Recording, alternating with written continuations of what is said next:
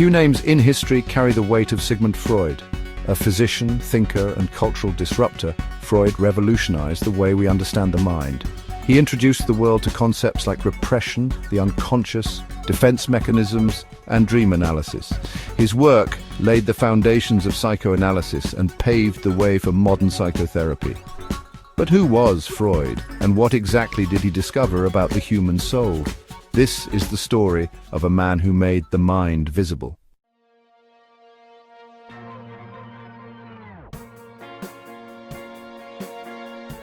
Central to Freud's theory is the idea that most of our mental activity occurs beneath awareness. He argued that just as an iceberg shows only its tip above the water, our conscious mind reveals only a fraction of what truly drives us.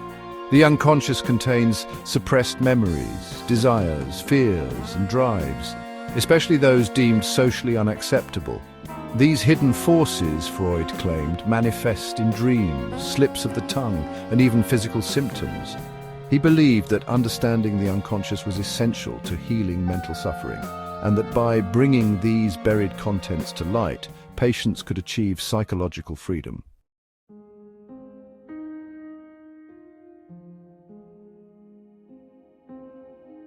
Freud's structural model of the psyche divides the mind into three components. The id is the primal core, home to instinctual drives, lust, hunger, and aggression. It knows no morality and demands immediate gratification. The ego develops to mediate these desires with reality. It's rational, organized, and tries to find socially acceptable ways to satisfy the id. Over time, the superego emerges, acting as the internalized voice of authority and ethics, our conscience. According to Freud, much of our inner conflict arises from these three forces clashing inside us, between desire, reality, and morality.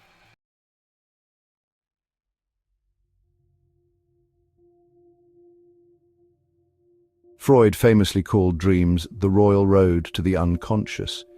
He believed that during sleep, the censorship of the ego weakens, and hidden wishes bubble up in disguised forms. His groundbreaking work, The Interpretation of Dreams, introduced concepts like dream symbols, condensation, and displacement, techniques the mind uses to mask its deepest desires. A train could symbolize sexuality. A tower might represent power or fear.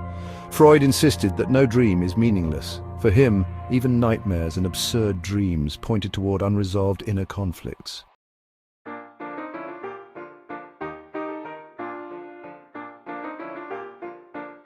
Freud proposed that our adult personalities are largely shaped during childhood through what he called the psychosexual stages of development. He outlined 5 stages: oral, anal, phallic, latency, and genital. At each phase, libido, our psychic energy, focuses on different areas of the body. Unresolved conflicts in any stage, he argued, could lead to fixation. For example, an overly strict toilet training period might produce an anal retentive personality. Controlling, orderly, rigid. His theory was radical and often controversial, suggesting that repressed childhood conflicts underlie adult neuroses.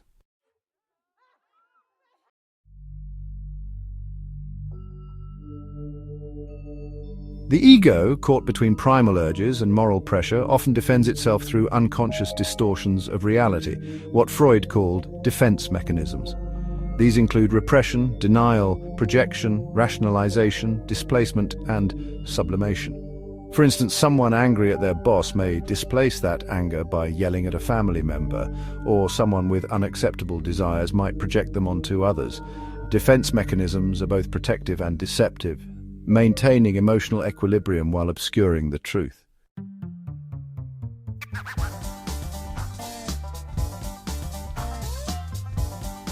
Freud pioneered a new method of treatment-free association. Patients were encouraged to say whatever came to mind, no matter how trivial, embarrassing, or bizarre.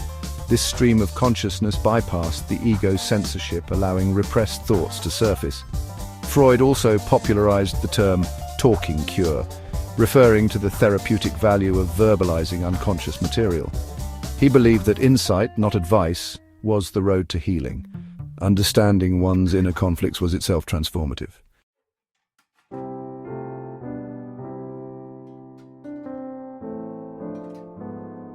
One of Freud's most significant insights emerged from his clinical practice. the concept of transference.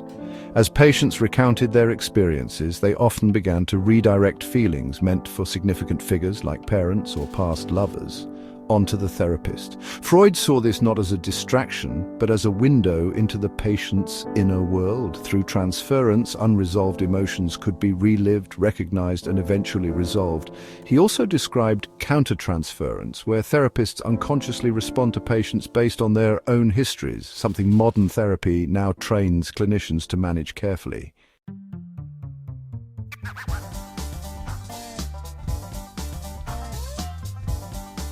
Perhaps Freud's most controversial theory is the Oedipus Complex, the idea that children experience unconscious sexual desire for the opposite-sex parent and rivalry with the same-sex parent.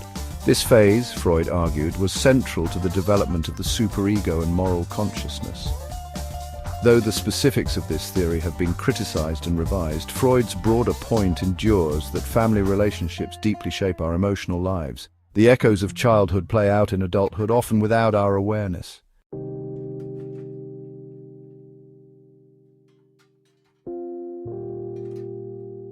Freud extended his theories beyond the clinic into culture itself.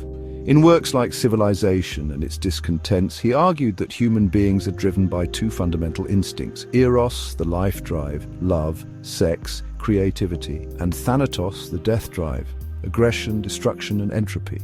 Civilization, he believed, represses our instincts to maintain order, but at the cost of psychological tension and guilt. He viewed religion as a collective neurosis, a projection of our need for a father figure, and a way to manage existential anxiety. Though provocative, Freud's critique forced society to consider the psychological roots of culture, morality, and belief.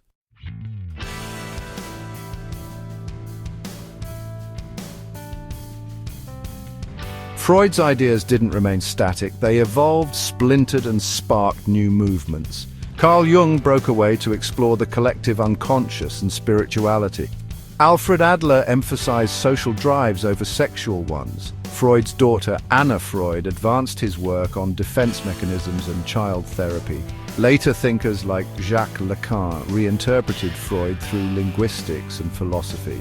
While many of Freud's specifics have been challenged or reworked, his central idea that we are not masters of our own minds continues to shape psychology, literature, art, and film.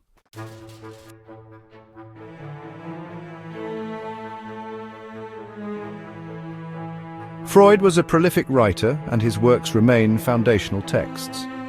The interpretation of dreams is still studied today for its revolutionary ideas about meaning-making and symbolism. Totem and Taboo merged psychoanalysis with anthropology, while Civilization and its Discontents offered a bleak but profound take on human nature. Freud wasn't just a doctor, he was a philosopher of the unconscious, exploring the terrain where reason falters and instincts rule.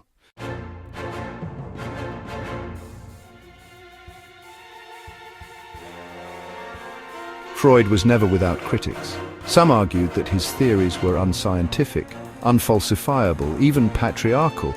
Others questioned the accuracy of his case studies or claimed his focus on sexuality was excessive. In later decades, cognitive science and neuroscience would take center stage, often clashing with Freud's symbolic approach. Yet, despite the controversies, Freud's cultural impact is undeniable. He changed how we think about childhood trauma, sexuality, and the very nature of thought itself.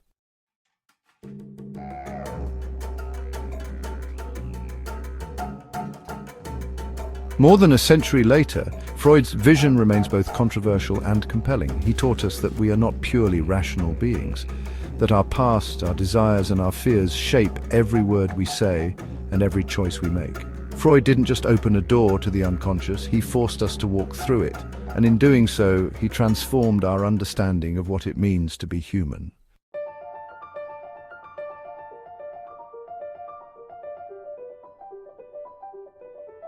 Explore the mind, embrace the mystery, rethink the self. Like, share, and subscribe for more psychological explorations.